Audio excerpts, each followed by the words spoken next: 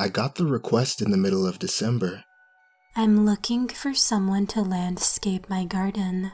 Growing too feeble to do it. Do you have any availability? I've worked in horticulture for nearly 2 decades. No one has ever asked me to do landscaping in the middle of December. We don't live up north where snow covers the ground half the winter, but it's cold enough that nothing grows either. But after a lengthy call with a woman, Dawn was her name, she explained to me that she had a special garden, with carefully selected plants that grew straight through the winter. So, I packed up my truck and drove over to her house. As I parked on the curb, next to the shriveled brown grass, my doubts came back. I bet this is a prank. Like the horticulture version of calling into a pizza place and ordering a weird pie. I wouldn't be surprised if Mike and James were behind it. To be honest, they're always screwing with me. But I stepped out of my truck and made my way to the front door. Curiously, I found a note taped to the wood. In the garden out back. Meet me there. I made my way to the rear of the house, keeping my ears pricked for the sound of a trigger-happy dog, or an annoyed husband. But as I rounded the brick structure, all I saw was the garden. Well, I'll be damned, I muttered under my breath. The grass in the backyard was a brilliant green, as if it were the middle of June. An obvious demarcation line lay between the brown and the green, so clean and straight that it couldn't be as simple as a fertilizer or a different breed of grass. There was something seriously odd going on here. In the grass stood about half a dozen trees. Each was incredibly beautiful. A few gnarled apple trees and a few weeping willows. They all had a full array of leaves, despite the chilly weather. I opened the iron gate and stepped inside the garden. The soil immediately depressed under my feet, like some sort of memory foam. The chirping of the birds, the sound of the cars rolling by, it all seemed to hush. The second I stepped inside, that's when I realized the trees weren't just apple and willow trees. They couldn't be. Strange peach-colored fruit the size of tennis balls hung from the apple trees, and the willows bore deep purple flowers that were white in the center, like morning glories. As I stared at the trees, a velvety voice came from behind me. You found me. I whipped around. Dawn? I asked, a little confused. She nodded. When she said she was growing feeble, I expected a 90-year-old woman. But instead, a young woman, maybe late 20s or early 30s, stood behind me. She was incredibly beautiful, supernaturally beautiful. Now look, I'm not the kind of guy who's easily stunned by a woman. I'm almost 50 years old. I got 2 kids at home, and I'm usually just too damn preoccupied to gawk at every woman who walks by. You know? But this woman, she looked like she just stepped out of a Photoshop magazine cover. Flawless ivory skin, blonde hair in soft waves that reached her waist, a perfect smattering of freckles, and a knowing smile. Do you like my garden? She asked. I tore my eyes away from her, feeling the heat rising to my face. Yes, it's beautiful. How do you keep it alive in this weather? Even then, the wind carried a hefty chill. I guess it was 45 degrees or so. I have my ways, She said cryptically. Now that the wind was blowing in my face, I could smell something. A sweet, nectar-like smell, seeming to come from deep within the garden. "What kind of trees are these?" I asked. Does it matter? "Well, sort of. Yes. Some trees shouldn't be pruned as often, and some trees should only be cut at the bottom." Use your judgment. I trust you. With that, she walked to the back of the garden. I watched her go, her dress swishing against her body. She sat down at a stone bench next to a pond near the back.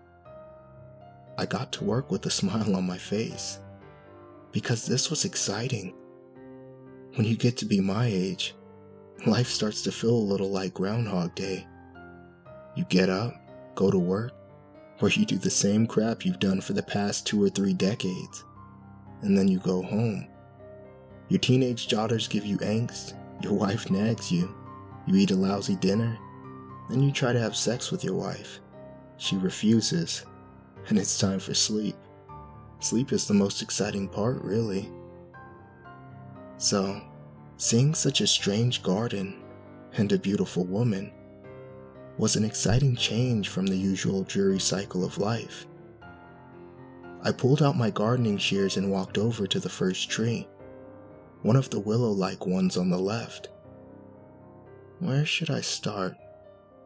Unlike normal trees, which naturally have bits of dead branches, this one seemed perfect.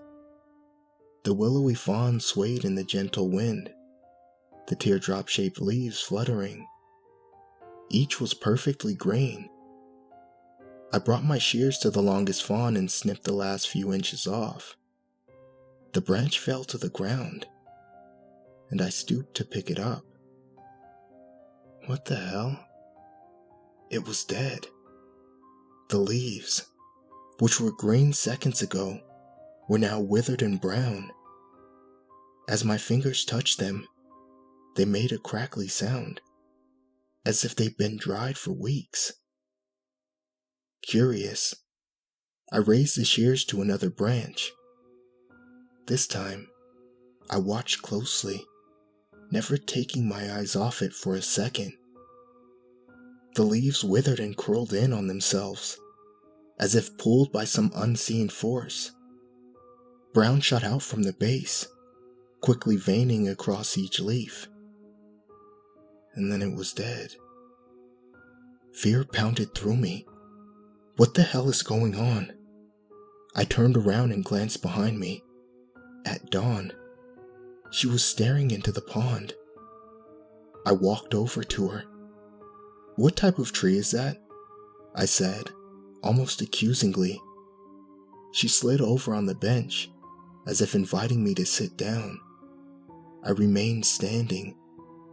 It's an heirloom variety, passed down from generation to generation in my family. "But a variety of what?" They're all cultivators of the apple tree. I glanced at them, skeptically. A few had the knobby, gnarled branches of apple trees, but the willowy ones didn't resemble them at all, and none of the fruit remotely resembled apples. When I cut them, they shrivel and die. That's not normal, This isn't a normal garden. she replied coolly. "What? Are you using some kind of illegal fertilizer or something? Or is it built over a hot spring? What is it?" The curiosity almost outweighed the fear. In all my life, I'd never seen a garden like this. I wanted to know. I needed to know. Nothing like that. Then her tone turned cold. You should get back to work, David. These trees need to be taken care of. And that's what I'm paying you for. I swallowed and stepped over to one of the apple varieties. Clusters of strange fruit clung to its branches, and I found myself staring. I'd never seen anything like that fruit. It was oblong, with a bubbled bottom that resembled an apple's. Despite the peachy color, it bore no fuzz, yet the skin was matte and smooth. Before I could stop myself, my hand shot up, reaching towards the fruit. On an impulse, I grabbed one and plucked it from its branch. It didn't wither away and die. Instead, the world tilted before me, as if I were suddenly dizzy. My body swayed and pitched. What the hell? I muttered to myself, but my thoughts were no longer clear. They were murky and muddled, like when you're about to faint or fall asleep. As I stood there, holding the fruit, completely disorientated, a figure ran by me. She was fast, but I still recognized her dark curls. It was my wife. She disappeared behind one of the trees, her soft giggles ringing out in the garden. The image blurred and shifted before me, the colors unnaturally bright, as if someone had somehow shifted the saturation up. I took a wobbly step towards her. Marie? Her face poked out from behind the bark for a second, then disappeared. But I realized she was young.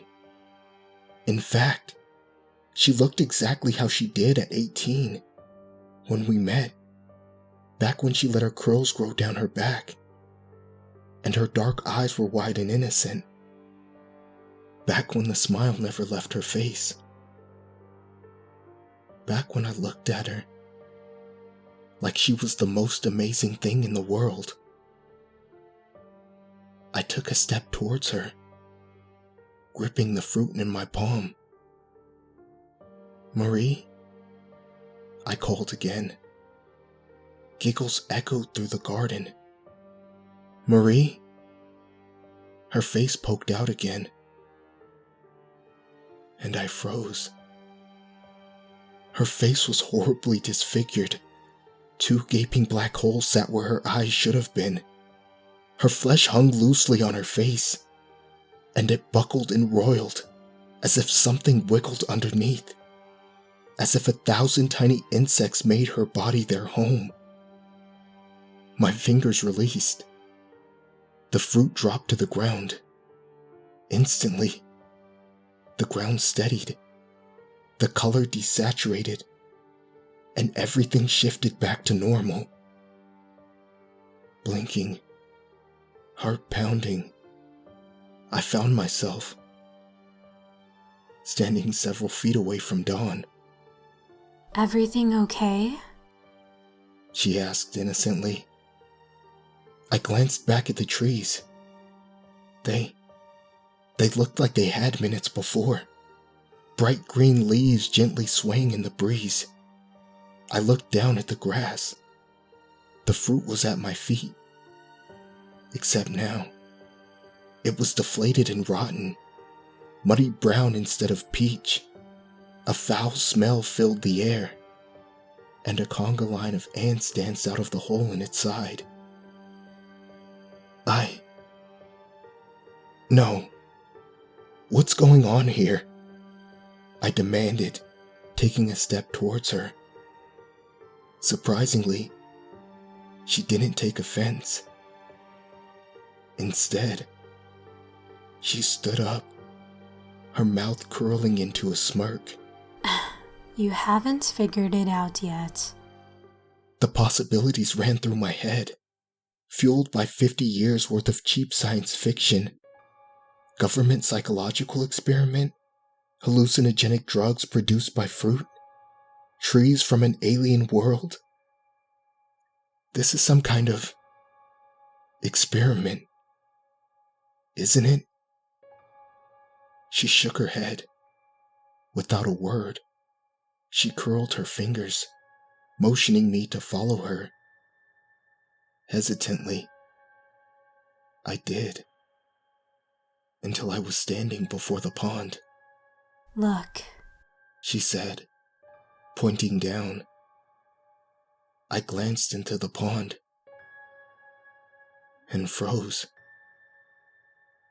My reflection stared back at me, but I barely recognized it because it was young, smooth face with no gray hair on its head. I lifted a trembling hand to my skin. It was smooth to the touch. The creases at the corners of my eyes, my mouth, they were gone. What? What the hell is happening? I asked. I now noticed even my voice sounded young, smooth and higher pitched than usual.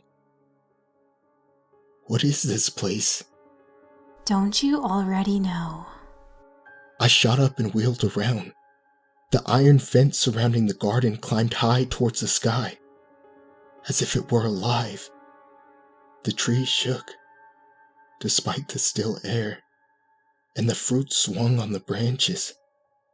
I can give you what you want. She whispered. Take you back to your teenage years, before life became boring, while you and your wife were a young, happy couple with not a care in the world. What are you talking about? I mean it. Youth, granted, for nothing in return. But what about my daughters? I finally choked out. Oh, David. She said, shaking her head. What do they matter when you could have eternal paradise? I shook my head. No. Take me back. I don't want to be young. I want to be exactly how I am. It's too late for that. I turned on my heel and ran. A low hiss sounded behind me. I whipped around. Dawn no longer sat on the bench. In her place was an immense green serpent winding its way across the stone. It slithered into the grass and disappeared. I ran faster. I ran towards the gate, which was now several feet higher than my head. The grass twitched to my right, and the hissing grew louder. But my hands fell upon the cold iron before she reached me. Then I yanked the door open. Immediately, the hissing stopped. Instead, I heard the rumble of an engine as a car drove by, and the faint chirping of birds overhead. Heart pounding, I turned around. But all that lay behind the gate was an abandoned, overgrown brown lawn attached to what appeared to be an abandoned house. I got in my van and peeled out of there. But first, I took a glance in the rearview mirror. My heart soared. All my wrinkles were back. I looked like the same old bag of crap that arrived. When I got home, I threw open the door with new energy. I hugged my wife, hugged my daughters, and spent all evening with them. Something I hadn't done in months. Too preoccupied with the drudgery of daily life. This was where I belonged.